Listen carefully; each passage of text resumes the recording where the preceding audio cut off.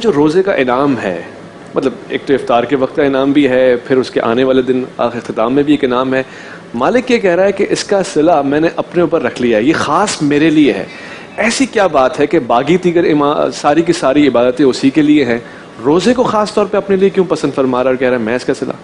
जज़ाकल्लाह। इसमें दो बातें बड़ी अहम हैं।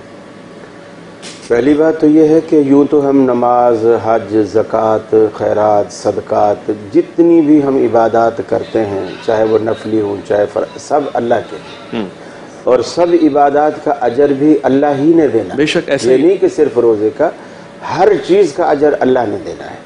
इसमें दो हिकमतें और दो बातें पिन्हा हैं जो अल्लाह ने रोज़े के हवाले से की। एक तो ये कहना कि इसका रोज़ा मेरे लिए है, अस्सौमु ली व अना अज्ज़ी बिही, रोज़ा मेरे लिए है और मैं ही इसकी जज़ा दूंगा, का मतलब ये है कि एक तो रोज़े को इज्जत दी, बाकी इबादत से उसको अपनी तरफ मंसूब करके उसके अजर व सवाब को, उसके अजर व सवाब की अहमियत को भी बढ़ाया और इज्जत दी। और दूसरा ये बताया कि इसका इतना ज़्यादा अजर है, इतना ज़्यादा अजर है कि मेरे सिवा कोई दे ही नहीं सकता।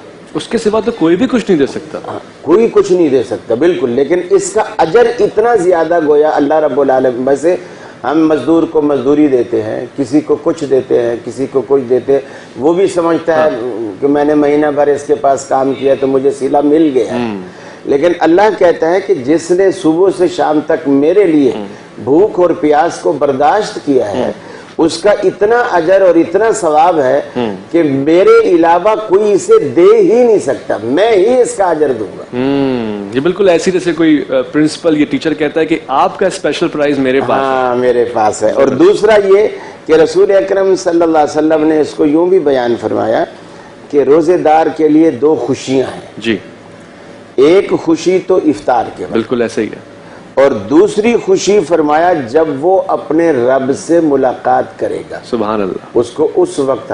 अब इस चीज को राज में रखा है, इस चीज को राज में रखा कि अल्लाह से मुलाकात के वक्त उसको जो खुशी होने वाली है वो यकीनन रब की रजा जब उसे हासिल होगी ना, अल्लाह की रजा जब उसे हासिल होगी तो वो रजा उसको इतना फायदा देगी, जन्नत में दाखिला भी उसी रजा से होगा, जहन्नम से छुटकारा भी उसी रजा से। और वो है भी सरी और रजा।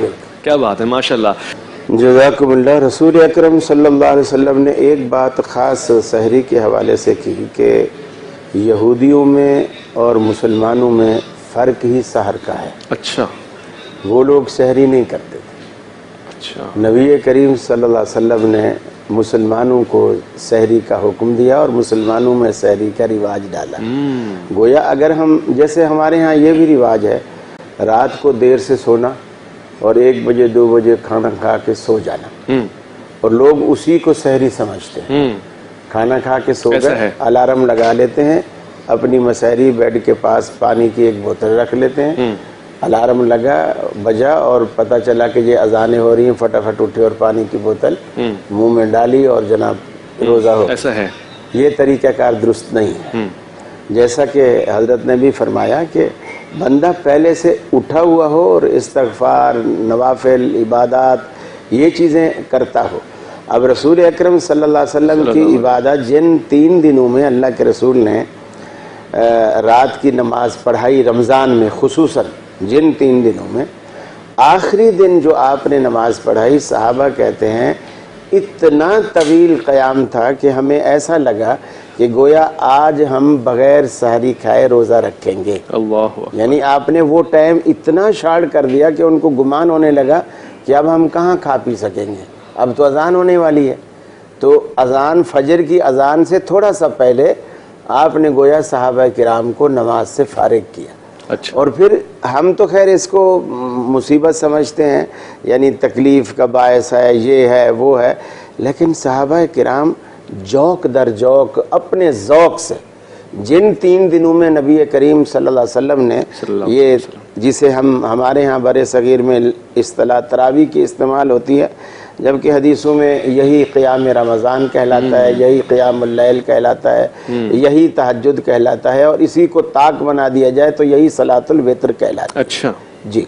तो रसूल अकरम सल्लल्लाहु अलैहि वसल्लम ने पहले दिन जो 23वीं शब साहबा बयान करते हैं कि अल्लाह के हबीब सल्लल्लाहु अलैहि वसल्लम के जब रोज़े के 7 दिन बाकी थे, यानी रमज़ान के इख्तिताम होने के 7 दिन बाकी थे, गोया 23 तारीख को आपने तरावी पढ़ाई और एक पहर रात तक।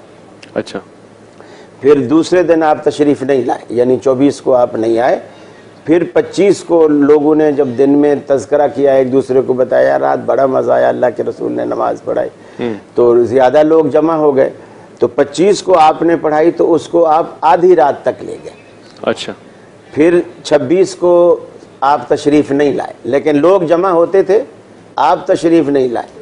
फिर 27 को रसूल अकरम सल्लल्लाहु अलैहि वसल्लम जब तशरीफ़ लाए तो वो आपने इतना तवील क़याम किया, ठीक ठीक, कि वो सहरी का वक्त ख़त्म होने वाला हो गया था। तो अल्लाह के रसूल सल्लल्लाहु अलैहि वसल्लम ने अब आप देखिए कि नबी करीम सल्लम हमेशा तहज्जुद अपने ऊपर लाजिम समझते थे, अगरचे अल्लाह की तरफ से तहज्जुद भी नाफिलतल्लक ऐसे ही, लेकिन आपने खुद के ऊपर खुद ही लाजिम कर रखी थी। आप सफर में भी इस नमाज को तर्क यहाँ तक कि कहना पड़ा कि थोड़ा कम किया करो। कम कीजिए। तो अल्लाह के रसूल सफर में भी इसको तर्क नहीं करते थे, इसको लाजमी अदा करते थे। हमारे लिए छूट है, हमारी कमज़ोरियाँ और हमारे उसको देख कर कि भी ये लोग निभा नहीं पाएंगे। और वैसे अल्लाह के हबीब ने जमात भी इसी इरादे से तर्क की थी कि अल्लाह को तुम्हारा ये जमात के साथ मिलकर नमाज पढ़ना बहुत पसंद है, और मुझे ये डर है कि कहीं ये नमाज तुम पर फ़र्ज ना हो जाए और तुम फिर इसे निभा ना सको। अच्छा, तो वो भी आपने हमारा एहसास करते हुए, अगरचे आपको भी पसंद थी, अल्लाह को भी पसंद थी, आपने हमारा एहसास करते हुए ये फरमाया कि मुझे तुम्हारा ये डर है कि तुम इसको निभा ना सको, तो लिहाजा तुम अलग अलग इसको पढ़ा करो। कारी साहब, एक सवाल मेरे दिल में है और हो सकता है इस बज़म का आज का आखिरी सवाल हो। सफ़र में जो इंसान है उस पर तो रोज़ा एक्सक्यूज़ कर दिया गया है, अब रोज़े का ताल्लुक रमज़ान से है, तो क्या रमज़ान की दीगर बरक़ात से भी वो महरूम रह जाएगा अगर वो सफ़र में है और वो रोज़ा नहीं रख पा रहा? जब कोई रियायत शरीयत देती है तो फिर वो फ़यूज़ व बरक़ात से महरूम नहीं हो। हाँ, सुभान अल्लाह, सुभान अल्लाह, क्योंकि वो तो अल्लाह की रज़ा पे राज़ी है ना। ये वो वाली बात है कि पे रोल पे तुम्हें सैलरी मिलेगी, जाओ छुट्टी है। खूबसूरत। तो यानी जब अल्लाह की मर्ज़ी के मुताबिक ही वो काम कर रहा है, मोमिन का असल में जो मोमिन की ज़िंदगी है ना, मोमिन की ज़िंदगी हर शक्ल में इबादत है। सुभान अल्लाह। हर शक्ल में, उसका सोना, उसका जागना, उसका खाना, उसका पीना, उसका सफ़र करना, उसका बीवी के पास जाना, सब कुछ इबादत। सुभान अल्लाह। हत्ता कि उसे अगर ज़रा सी तकलीफ़ पहुँचती है ना, अल्लाह के रसूल ने फरमाया मोमिन को अगर एक कांटा भी चुभता है राह चलते, अल्लाह ताला उस पर भी उसको 10 नेकियां देता है, 10 गुनाह माफ़ करता है, 10 दर्जे बुलंद करता है। सुभान अल्लाह। कि मेरे मोमिन बंदे को तकलीफ़ क्यों हुई, ये अल्लाह का प्यार है अपने बंदों के साथ। और दूसरी बात ये डॉक्टर साहब के सफ़र हो या ना हो, हर सूरत पे अल्लाह ने जो रमज़ान में इतनी हमारे लिए नेकियां कमाने का एक ख़जाना रख दिया है। 3 चीज़ें हैं, अमल मुख्तलिफ हैं, मिकदार में कम या ज़्यादा हैं, लेकिन अल्लाह ने अजर में कोई कमी नहीं रखी। मिसाल के तौर पर एक रोज़ा है जी, ये सारा दिन भूखा प्यासा रहना है, और हमें जो दुनिया में उसका अजर बताया गया वो ये कि मन सामा रमदाना ईमानम व एहतसाबन गुफ़िर लहू मा तक़द्दम मिन ज़म्बे। सुभान अल्लाह।